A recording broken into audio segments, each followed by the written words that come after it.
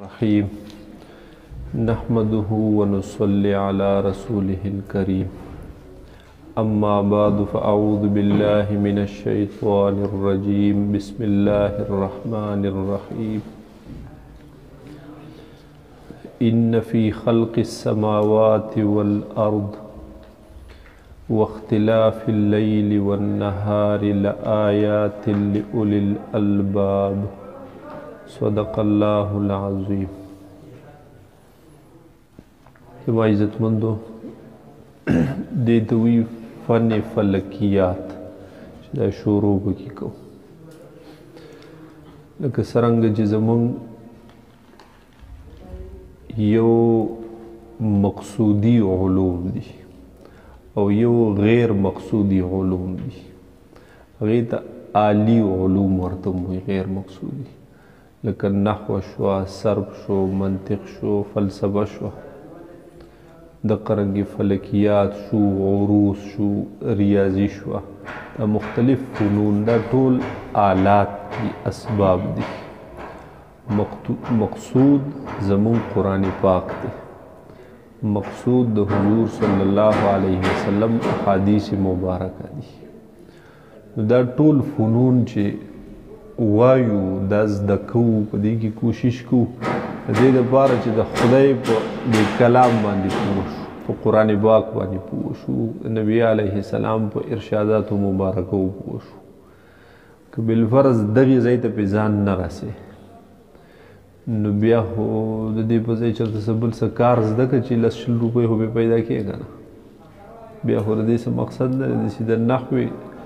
د څه غرض دی، بیا د صرفو کې بیا څه فایده ده. چې موږ پښتو ژبه وایو، زموږ د عربۍ سره سویمه ده بیا چې قرآن د منځه لرې کړي، حدیث د منځه لرې کړي. دا د دقې د زده کړې دپاره په دې ټولو فنونو کې یو دا فن د فلکیاتو هم دی. د دې فن نه بیا نن سبا انګریزان د دې نه لوی بحث کوي او لوی لوی تحقیقات پکې کوي او لوی لوی ادارې د دې لپاره قایمې کړي. موږ هغه تحقیقات او هغه تدقیقاتو طرف ته هم نه ورځو، ځکه چې زموږ د دې نه څه دنیاوي غرض نشته. په دې کې زموږ صرف یو 3 مسلې دي چې د هغې سره زموږ د احکاماتو د بعضې احکاماتو تعلق دی. لکه مونځ زموږ یو فرض حکم دی د خدای د جانبه، د مونځ تعلق د وقت سره دی، د مونځ تعلق د قبلې سره دی. دغه قبله معلومول یا د اوقات معلومول دا به په دې فن کې زده کوو. ٹھیک ده؟ داسې روژه را باندې راځي، اختر راځي، حج راځي، نو د هغې تعلق د سپوږمۍ سره دی، د میاشت سره دی. نو د دغې سپوږمۍ حالات دغه به په دې کې زده کوو او دغه به تې صرف راغلو. اوس اخوا بیا نورې سیارې دي، مریخ دا، مشتري دا، بله دا بله دا. انګریزان پوه شه، هغه پوه شه، انجینران پوه شه، هغه پوه شه، زموږ دی سره سویمه چې زموږ د شریعت د کومو څیزونو سره تعلق دی، نو هغه نکتې به تې خپلې راخلو او خپل غرض به پې کوو، خپل مقصد به پې حاصلوو. نو دا 3 غټ مقصده وي زموږ. یو تخریج د اوقات الصلات، او بل تخریج د سمت قبله، او یو رؤیت هلال، سپوږمۍ حالات معلومول. دا هغه په کم ځای باندې طلوع کیږي، کم ځای غروب کوي، او دغه په کم ورځ باندې د دې شکل څومره وي، په کم ورځ باندې د دې د لیدلو امکان څومره وي. او چې ګورم نو زه به څه کوم، به سپوږمۍ په هغه ځای کې ده او دې خوا به مې مخ کړی ګورم به، که نه ځانه به دننه چېرته په کمره کې ناست یم او ګورم به، نه په کم ځای باندې به دا تصحیح کې. ټیک ده؟ نو د دې خاص ځای به کوم یې وي نن چې دا زه نن ګورم، سبا چې دا زه نه ماښام ټایم کې ګورم د دې خاص ځای به کوم ځای دا به کوم ځای ده ټیک ده دې ته به څنګه ودرېږم اخوا دې خوا به ګورم که نه یو خاص پیک ځای ده نو دا فن به موږ ته د دغې احوال ټول ذکر کوي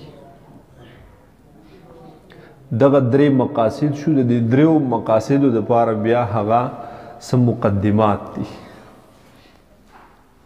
لکه چې مقصود علی وجه البصیرت چې حاصلي د هغې دپاره مخکې مقدمات هغه ما قبل تنبیحات هغې باندې عبور حاصلې که د دغې مقدمو نه تیر نشي نو ډایرکټ مقصود سړی علی وجه البصیرت نشي حاصلولی بیا پوهېږي بېګا لکه د قرآن د زده کړې دپاره نحو ستا مقدمه ده صرف مقدمه ده منطق مقدمه ده فلسفه مقدمه ده اصول مقدمه ده ته د دې ټولو نه خبر نه یې او زه د قرآن ترجمې له ځم او قرآن شریف زده کوم او چې ترجمه یې وکړي بیا رالم شیخ القرآن شم داسې نه کېږي ورو روایه په دې سره ته هغه ماهر د تفسیر نشي جوړېدلی ماهر پوه په قرآن پاک په دې طریقه باندې نه کېږي مخکې به په دې مقدماتو عبور حاصلې دقه رنګې دا درې مقاصد چې په دې فن کې زموږ دي د دې لپاره مخکې مقدمات د هغې بعضې مقدمو تعلق د ریاضۍ سره دی جمع منفي ضرب تقسیم بریکټونه بټې یو څه بل څه ده څه پکې جیمیټري ده او بعضې مقدماتو تعلق د جغرافیې سره دی جغرافیه داسې فن دی چې په دې کې د دې ځمکې کوم طبیعي احوال دي د دغې نه پکې بحث کېږي لکه په دې کې به راته د ځمکې حالات به ذکر کوي چې دا په څومره حصو کې تقسیم ده د دې هغه منځ دا دی قطبین دا دي قطبینو طرف ته نږدې علاقې دا دي دا د خط استوا نه دوره لرې دوره نږدې ټیک شوله نور چې په پلانکۍ ورځ باندې دی د ځمکې د دې پلانکۍ حصې د پاسه په پلانکي موسم کې بیا د پلانکۍ حصې د پاسه د دې ټولو څیزونو تعلق د جغرافیې سره دی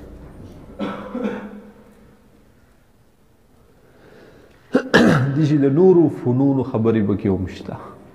خو د دې ټولو فنونو دا یو میکس اچار چې دی دا زموږ مقدمه د دې مقاصدو ده نو دا ټکه پکه به ټول رالو لکه ټوله ریاضي نه وایو ټوله جغرافیه نه وایو ټوله جیمیټري ټول بل فن دغه نه وایو او چې کم زموږ صرف په کار دلته راځي هغه څیزونه به ترې نه هغه راچوتو په هغه به وایو صرف او بیا چې د دقې مقدماتو نه تیر شو بیا به په خپل مقصد کې به هغې ته به خوله ورړم کو په هغې کې به بیا لګیا شو جو انشاءالله چې ژوندو مرګ مخکې نه شو چې هفته تېرېږي جو څه نه څه به پکې څه ټکه پکه من پکې د یو بل نه هغه یاد کړي پوه شي خوښنده بل اول د دې تاریخ د دې فن نو په دې کتاب کې ذکر کوي بعضې څیزونه داسې که نه چې کوم د ویستلو دي هغه پریکټیکلي عملي څیزونه دي نو دغه څیزونه به نظر انداز کوو نه او بعضې څیزونه هغه عملي نه دي نظري دي ټیک ده د نظریو څیزونو کې به تاسو مطالعه کوئ بیا هغه به تاسو مطالعه کوئ ګورئ به لکه په هغې کې مثال په اردو باندې ذکر کړي دي نو ضرورت نشته دی هغې ته دومره داسې لږ خلاصه به یې وایو خو نور به تاسو به مطالعه ښه کلکه کوئ او عملي څیزونه چې دي نو دغه به ټول په بورډ باندې وباسو هغه به یو بل سره اړو راړو او مشق به پکې به انشاءالله کوو اول د دې هغه د تعریف موضوع غرض او دغه رنګې واضح د فلکیاتو د دې تاریخ چې موږ ګورئ ټول زموږ مسلمانانو پې تحقیقات کړي مسلمانانو پکې ایجادات کړي بیا مسلمانانو دا فن پرېښودلی دی، انګریزانو پکې مزید ایجادات کړي او بیا هغوی غلا کړې ده داسې چې زمونږ د مشرانو د مسلمانانو ایجادات د دې نسبتونه خپل ځان ته کړي. په هغې کې دوه قسمه آرامیتوبونه بیا کړي. یو دا چې زمونږ د مسلمان ایجاد کرده سیز د هغې نسبت یې ځان ته کړی، او دویم دا چې ځان ته یې نسبت نه دی کړی خو زمونږ د مسلمان نوم یې وران کړی. هغه نوم داسې اخلي او په داسې طریقه پې تلفظ کوي چې سړی وایي چې دا چېرته انګریز تېر شوی، حالانکې هغه انګریز نه وي، ښه د صوم و صلات پابند مسلمان سړی تېر شوی. د دې د تاریخ نه ځان لږ خبرول چې یاره دا موږ د دغې انګریزانو فن نه وایو، دا موږ خپل میراث وایو، په دې خپل میراث ځان پوه کړو، خو دا میراث زموږ نه غلا شوی دی. ټیک شو، دا یې رانه پټ کړی دی. که په دې کې ذکر کوي مختلف کسان، هغه د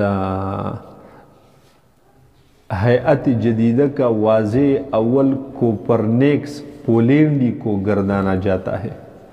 مگر حقیقت یہ ہے کہ یہ نظریہ اس سے کافی پہلے مسلمان ہیئتدان ابو اسحاق ابراہیم ابن یحییٰ زرقالی جو دربار طلیطلہ اندلس سے وابستہ مسلم فلکی تھا نے کوپرنیکس سے تقریباً 400 سال پہلے پیش کیا تھا. نسبت کوپرنیکس ته کې یو ستا لا پلار پیدا نه و چې دا زموږ یو مسلمان دا نظریه پیش کړي، 400 کاله مخکې د ده نه دا پیش کړي. ٹھیک ده، چې پکې بیا نور مختلف ماهرین لکه یعقوب الفزاری، عمر خیام او دغه رنګې محمد ابن احمد ابو الریحان البیرونی، ابو العباس احمد ابن محمد الفرغانی، دا ټول موسی الخوارزمی الادریسی، دا ټول مسلمانان تیر شوي، او دا مسلمانان د دې هیئت د فلکیاتو د دې لوی لوی هغه د دې هغه ماهرینو د دې پوهان خلقو.